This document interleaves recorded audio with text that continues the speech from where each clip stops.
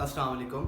आज हम 10th mathematics का नेक्स्ट कॉन्सेप्ट डिस्कस करेंगे जो हमारे पास 17.2 सॉल्व करने के लिए ज़रूरी है।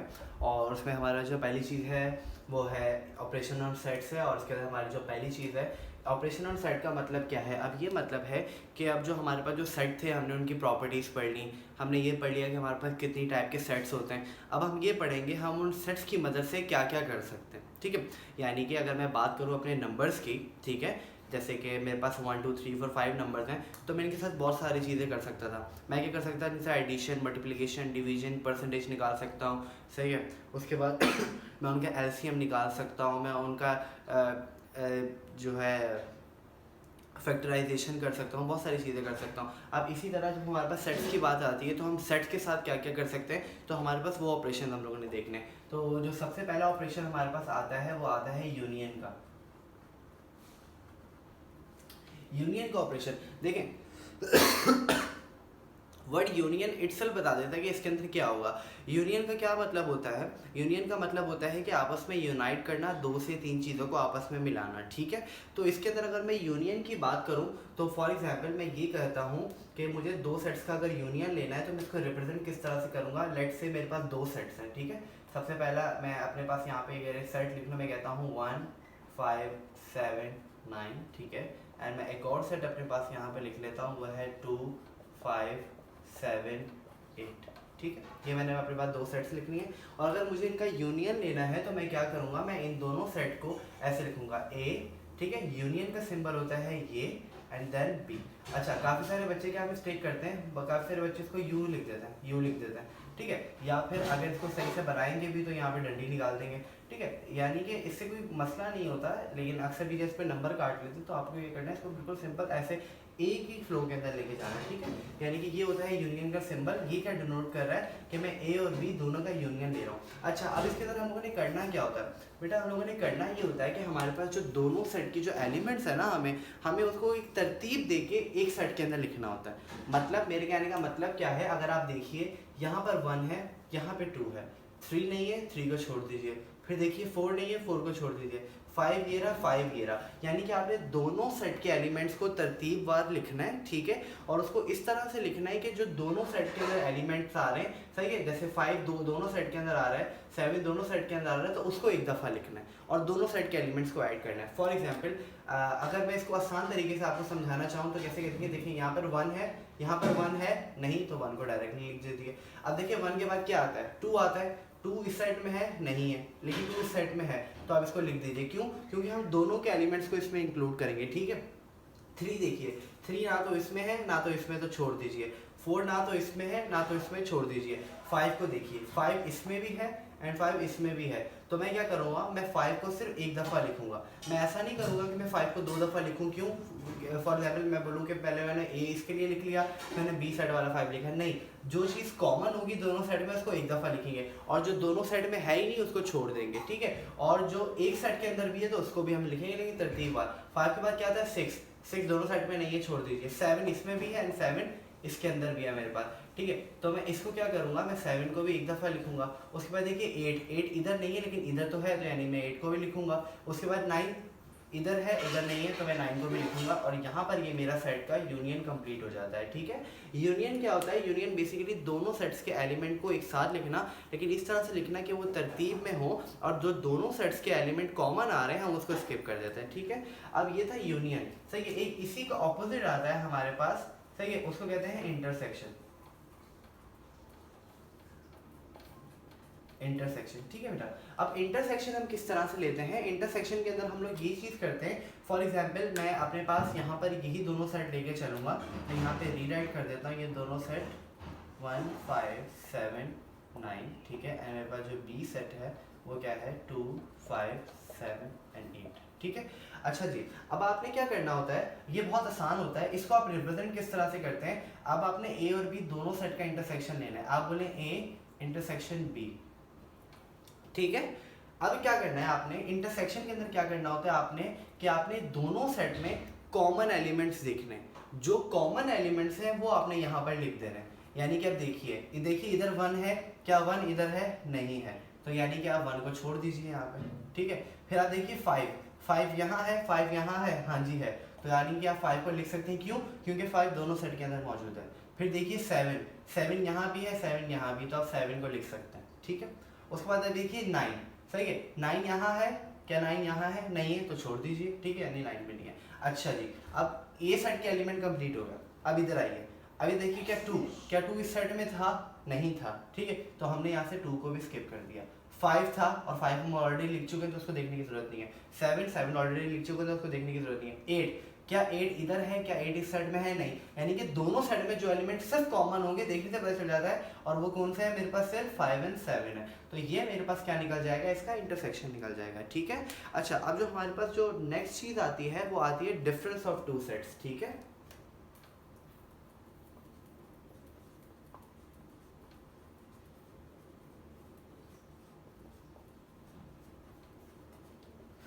अब आप क्या कर सकते हैं, आप दो सेट्स को आपस में माइनस भी कर सकते हैं, ठीक है। हम वही वाली एग्जांपल लेके चलेंगे। ए वाला सेट क्या है? 1 5 7 एंड 9 है मेरे पास, ठीक है।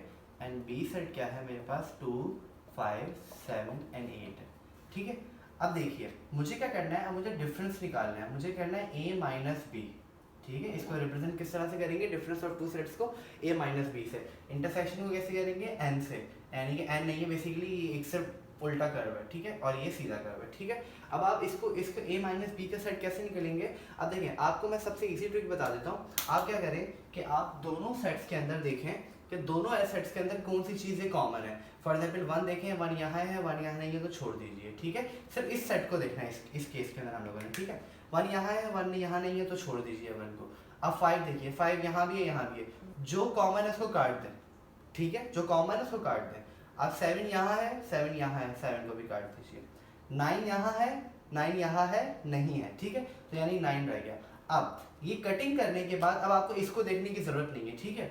अब कटिंग करने के बाद जो एलिमेंट बच जाए, कटिंग करने के बाद जो एलिमेंट बच जाए उसको आप लिख दीजिए, तो ये आपके पास क्या बन जाता है? आपके पास a माइनस बी बन जाता है। बेसिकली मैंने किया क्या, मैंने ये चीज की कि मैंने अपने a सेट के अंदर से b सेट के जो एलिमेंट इसके अंदर मौजूद थे, बी साइड का 5 और 7 इसके अंदर मौजूद था ना, मैंने उसको निकाल दिया, और जो मेरे पास बचा वो मेरे पास a माइनस बी का डिफरेंस बच गया, ठीक है। यहाँ तक आपको समझ आया? तो हम आगे मूव करते हैं सिमेट्रिक डिफरेंस के ऊपर, ठीक है।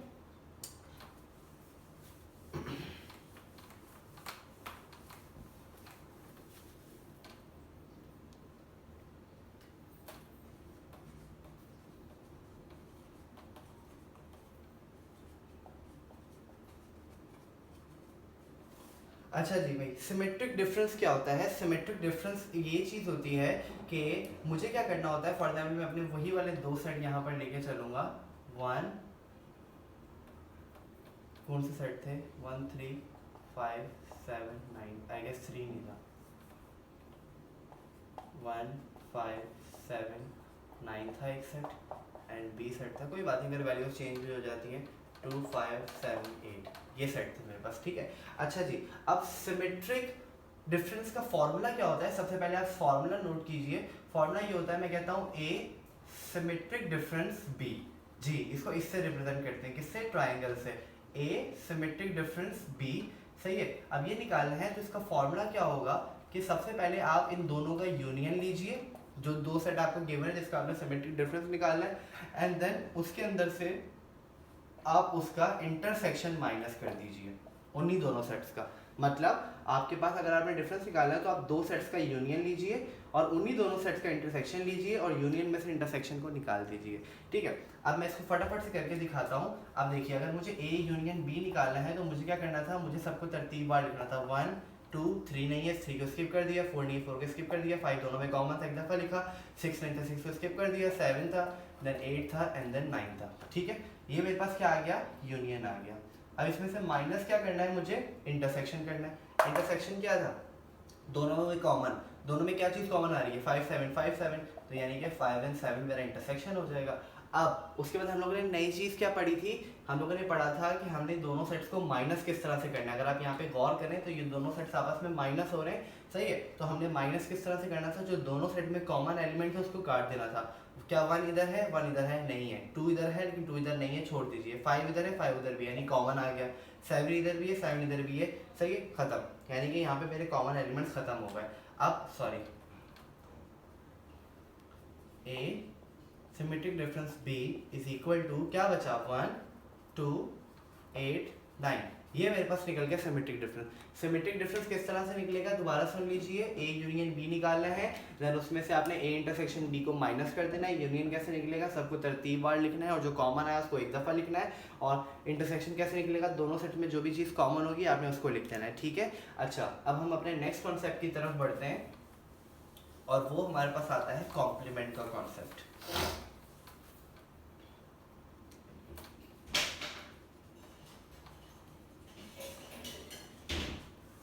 कॉम्प्लीमेंट, अच्छा जी, तो कॉम्प्लीमेंट क्या होता है? अगर आपको पता हो कि मैंने जब आपको यूनिवर्सल सेट की टाइप पढ़ाई थी, मैंने आपको सेट की टाइप पढ़ाई थी, वहाँ पे एक सेट की टाइप थी यूनिवर्सल सेट। यूनिवर्सल सेट क्या था? मैंने बोला था कि यूनिवर्सल सेट एक ऐसा सेट होता है जिसके सबसेट होते हैं, ठीक है। यानी कि अगर मैं बोलूँ A is the subset, for example मैं यहाँ पे अगर आपको लिख के दिखा दूँ, सही है, मैंने ये चीज़ बताई थी वहाँ पे कि एक यूनिवर्सल सेट होता है हम जिसको हम ऑलवेज यूज से नोट करते हैं 1 2 3 5 7 8 9। लेट्स सपोज ये यूनिवर्सल सेट है।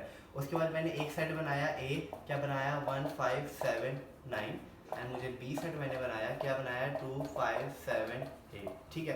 अब आप देखिए ये दोनों सेट जो है ये इसके सबसेट है ना। सबसेट का मतलब क्या होता है? इसके सारे एलिमेंट इसके अंदर मौजूद हैं, यस, तो मतलब ये इसका सबसेट हो गया। B के भी सारे एलिमेंट U के अंदर मौजूद है, तो मतलब B भी क्या है U का सबसेट है। तो ये होता है यूनिवर्सल सेट मेरे पास, ठीक है।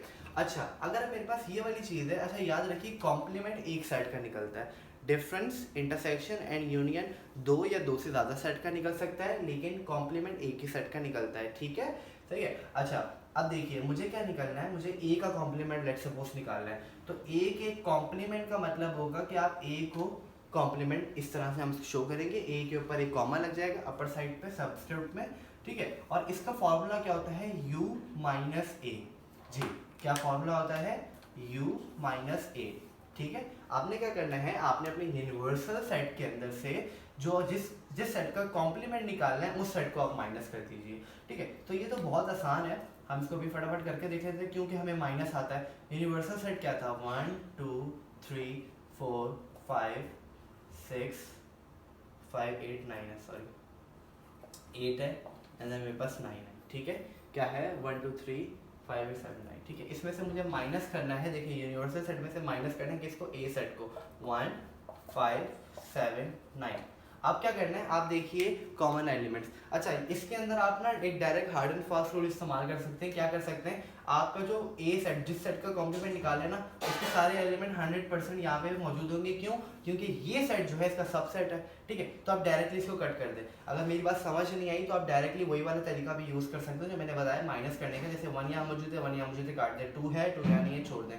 3 है, 3 यहाँ नहीं है, छोड़ दें। 4 है, 4 नहीं है, छोड़ दें। 5 है, यस है, सही है। और फॉर एग्जाम्पल मैंने यहाँ पे 7 मिस कर दिया, सॉरी, मैंने ऊपर से 7 लिखना मिस कर दिया, ठीक है। 7 है, 7 को मिस करके काट दीजिए। 8 है, 8 नहीं है। 9 है, 9 को काट दिया आपने यहाँ पे, ठीक है। अब आपके पास क्या बचा कॉम्प्लीमेंट के अंदर? जो एलिमेंट्स आपके पास पीछे बच गए हैं वो आपके क्या हो गए? कॉम्प्लीमेंट के अंदर आएंगे। ये 5 कटा हुआ है, ठीक है, सही है। 5 4 8, ठीक है। ये आपका आ गया कॉम्प्लीमेंट, ठीक है। ये कॉम्प्लीमेंट था। और उसके बाद अब हमारे पास जो है एक दो चीज़ें और बचती हैं, ठीक है, हम उसको भी क्विकली देख लेते हैं। अब हमारे पास जो है ना, इन्हीं ऑपरेशंस की बेसिस पे हमारे पास जो है ना कुछ सेट्स की थोड़ी सी टाइप्स हैं, ठीक है। हम उन टाइप्स को देख लेते हैं। अब हमारे पास जो टाइप है सबसे पहले आती है डिसजॉइंट। पहली टाइप क्या आती है मेरे पास? Disjoint set. अच्छा, अगर मैं यहाँ पे एग्जाम्पल लिखूँ सबसे पहले डिसजॉइंट सेट की, तो डिसजॉइंट सेट की सैम्पल क्या है? 1 2 3, एंड B सेट कह देता हूँ मैं 4 5 6, ठीक है। अच्छा जी, तो डिसजॉइंट सेट एक ऐसा सेट होता है जिसके अंदर दो सेट का जब आप इंटरसेक्शन लें, सही है, तो वो इंटरसेक्शन नल है। यानी कि आसान फॉर्म में डिसजॉइंट का मतलब है कि उसके अंदर कोई भी जॉइंट ना हो, यानी कि कोई भी चीज़ कॉमन ना हो। इन दोनों सेट के अंदर क्या कोई चीज़ कॉमन है? अगर आप इसका इंटरसेक्शन लेने की कोशिश करेंगे, जरा देखते हैं, हम A इंटरसेक्शन B लेने की कोशिश करते हैं, तो देखिए 1 यहाँ है, 1 यहाँ है, नहीं है। 2 यहाँ है, 2 यहाँ है, नहीं है।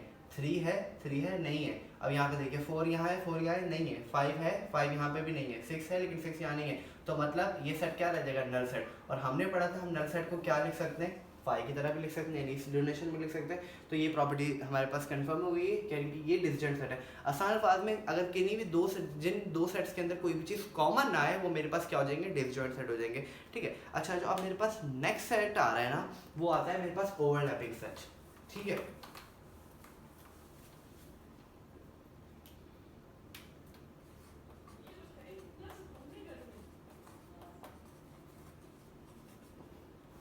अच्छा जी, ओवरलैपिंग सेट सबसे पहले मैं एक्सप्लेन करता हूँ क्या होता है। ओवरलैपिंग सेट ये होता है कि वो कहते हैं कि आपके पास दो सेट्स हैं, ठीक है, उन दो सेट्स के अंदर एटलीस्ट एक एलिमेंट जो है ना वो दोनों में कॉमन होना ज़रूरी है। यानी कि अगर मेरे पास एक ए सेट है और एक बी सेट है, तो इन दोनों सेट्स के अंदर मेरे पास एक एलिमेंट का कॉमन होना बहुत ज़्यादा ज़रूरी है। ठीक है। उसके बाद अच्छा, एक से ज़्यादा भी हो सकते हैं लेकिन एक का होना ज़रूरी है।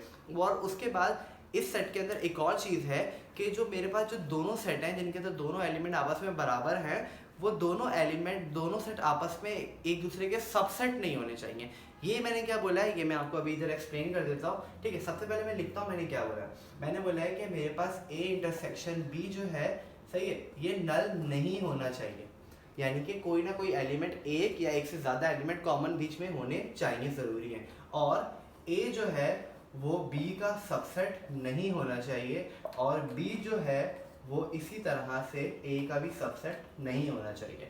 अब मैंने क्या बात बोली है, मैं इसको एक एग्जांपल की मदद से समझा देता हूँ। मैंने बोला ए सेट है मेरे पास 1 2 3 4, ठीक है, और मैंने बोला मेरा एक बी सेट है, मेरे पास जो बी सेट है वो है 1 2 5 7 9, ठीक है। ये मेरे पास दो सेट है। अच्छा, अब आप इधर एक चीज़ गौर कीजिए। अब इन दोनों का जरा इंटरसेक्शन निकालने की कोशिश कीजिए। आप इन दोनों का इंटरसेक्शन निकालिए, देखिए 1 1 यस 1 कॉमन है, 2 2 यस 2 कॉमन है, और कोई भी चीज़ कॉमन नहीं है, मुझे यहाँ से देखने से पता चल रहा है। तो यानी कि मेरा जो है ए इंटरसेक्शन बी वो नल नहीं आया। ये बात तो मेरी क्या हो गई, प्रूव हो गई। ठीक है। अब हम दूसरी चीज़ें देखते हैं कि ए जो है वो बी का सबसेट नहीं होना चाहिए। मेरा जो सेट ए है क्या वो बी का सबसेट है? नहीं, क्योंकि सबसेट होने की शर्त क्या है कि इसके सारे एलिमेंट इसके अंदर मौजूद होने चाहिए। अब देखिए 1 2 तो मौजूद है, क्या 3 और 4 मौजूद है? नहीं, तो यानी कि ये तो इसका सबसेट नहीं है। इसी तरह से बी जो है वो ए का सबसेट नहीं होना चाहिए। देखिए 1 2 तो मौजूद है लेकिन 5 7 9 इसके अंदर मौजूद नहीं है, जिसकी वजह से मैं कहता हूँ कि ये भी बात सही है, ये भी बात सही है। तो ये सेट मेरे आपस में ओवरलैपिंग सेट कहलाएंगे। ओवरलैपिंग सेट क्या है मैं दोबारा बताता हूँ। ओवरलैपिंग सेट ऐसे सेट हैं जिसके अंदर इंटरसेक्शन दोनों सेट का नल नहीं होना चाहिए, यानी कि एक या एक से ज़्यादा एलिमेंट कॉमन हो, ठीक है, और वो इस तरह से कॉमन हो कि ए बी का सबसेट ना हो, सही, और बी ए का सबसेट ना हो। मतलब कि बी के सारे एलिमेंट ए में मौजूद ना हो और ए के सारे एलिमेंट बी में मौजूद ना हो। I know this is little bit confusing, लेकिन अगर आप इसको अभी से समझ लेंगे तो आपको एक्सरसाइज में बहुत आसानी हो जाएगी इसको समझने में। ठीक है। अच्छा, अब हम आगे बढ़ते हैं। जो हमारे पास नेक्स्ट सेट है, सही, और हमारे पास जो नेक्स्ट सेट है वो है एग्जॉस्टिव, आई गेस जी, एग्जॉस्टिव सेट है हमारे पास। ठीक है।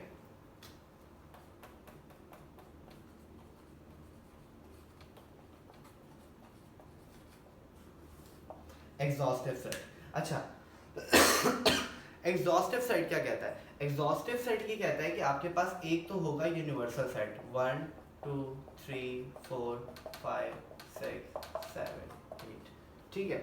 एक तो सेट क्या होगा आपके पास, एग्जॉस्टिव सेट होगा, ठीक है।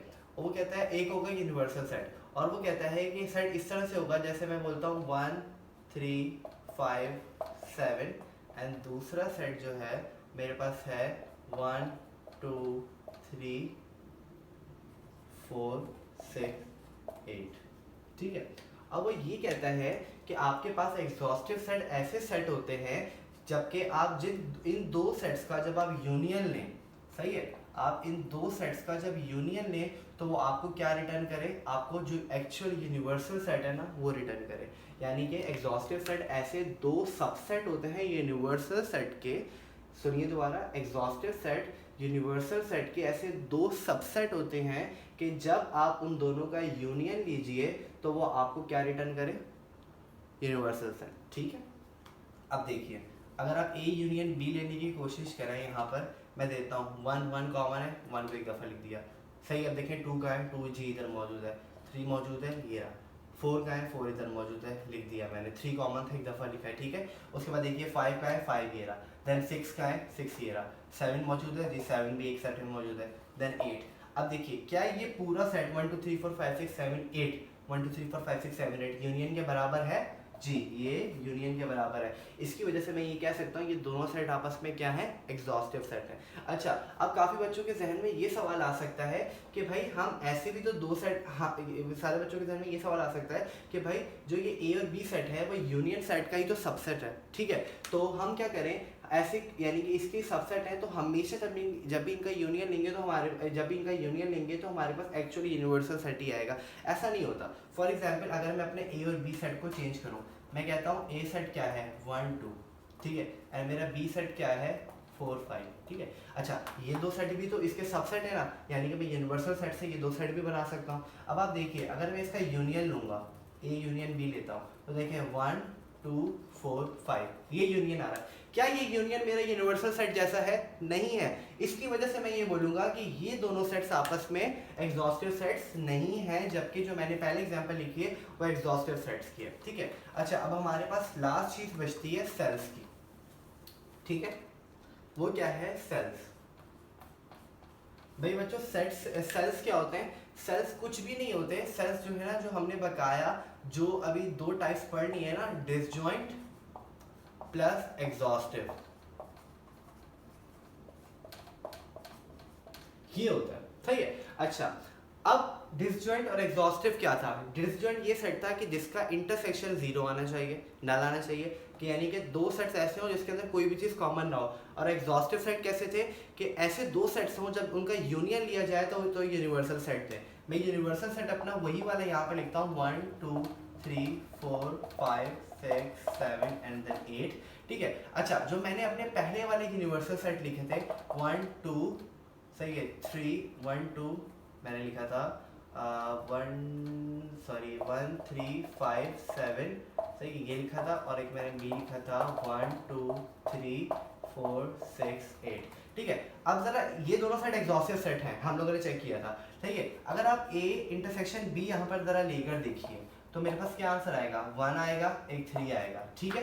तो क्या ये नल के बराबर है? नहीं है, ठीक है। तो मतलब ये डिसजॉइंट सेट नहीं हुआ, ठीक है। अगर ये डिसजॉइंट सेट नहीं है तो मैं कह सकता हूँ ये सेल भी नहीं है, सही है। ये सिर्फ एग्जॉस्टिव सेट है, सही है। यानी कि अब मुझे ऐसे एग्जॉस्टिव सेट्स बनाने हैं जो कि डिसजॉइंट भी हो आपस में, तो बहुत आसान है। अगर मैं देखिए, अच्छा आपको बनाने के लिए नहीं आएगा, आपको सिर्फ आइडेंटिफिकेशन के लिए आएगा, ये मैं अपने आप से ही बातें कर रहा हूँ साथ साथ, ठीक है। तो आपको क्या करना है, ए सेट के अंदर 1 3 5 7, ठीक है। और अगर मैं बी सेट यहाँ पे लिखूँ 2 4 6 एंड 8, ठीक है। अब फटाफट से हम क्या करते हैं, सबसे पहले इनका इंटरसेक्शन लेकर देखते हैं। इंटरसेक्शन देखिए, 1 यहाँ है, 1 यहाँ नहीं है, 2 3 यहाँ है, 3 नहीं है, 5 है, 5 नहीं है, 7 है, 7 नहीं है, 2 यहाँ नहीं है, 4 यहाँ नहीं है, तो क्या आया, नल आया। मतलब जिससे मैंने बोल दिया कि हाँ भाई ये डिसजॉइंट सेट तो है, ठीक है। उसके बाद अब एग्जॉस्टिव सेट करने के लिए मैं यूनियन लेता था, और यूनियन यूनिवर्सल के बराबर आना चाहिए। मैं देखता हूँ यूनिवर्सल क्या आएगा, 1, फिर 2 मौजूद है, फिर 3 भी मौजूद है, 4 भी मौजूद है, 5 भी मौजूद है, 6 भी मौजूद है, 7 भी मौजूद है, 8 भी मौजूद है। ये आ गया मेरे पास यूनिवर्सल सेट, सही है। और आप देखिए ये यूनिवर्सल सेट के बराबर है, क्योंकि 1 2 3 4 5 6 7 8 9 सॉरी 8 तक 1 2 3 4 5 6 7 8 यूनिवर्सल सेट है, ठीक है। इससे मुझे पता चला कि मेरे सेल्स क्या होते हैं। सेल्स ऐसे दो सेट्स होते हैं, सही है, जिनका यूनियन लो तो वो यूनिवर्सल सेट बनाते हैं, लेकिन उनका इंटरसेक्शन लो तो वो 0 आता है, क्योंकि वो डिसजॉइंट सेट होते हैं। यहाँ तक अगर आपको क्लियर है तो हम नेक्स्ट कॉन्सेप्ट अगली वीडियो में देखेंगे और अपनी एक्सरसाइज को शुरू करेंगे। Thank you so much.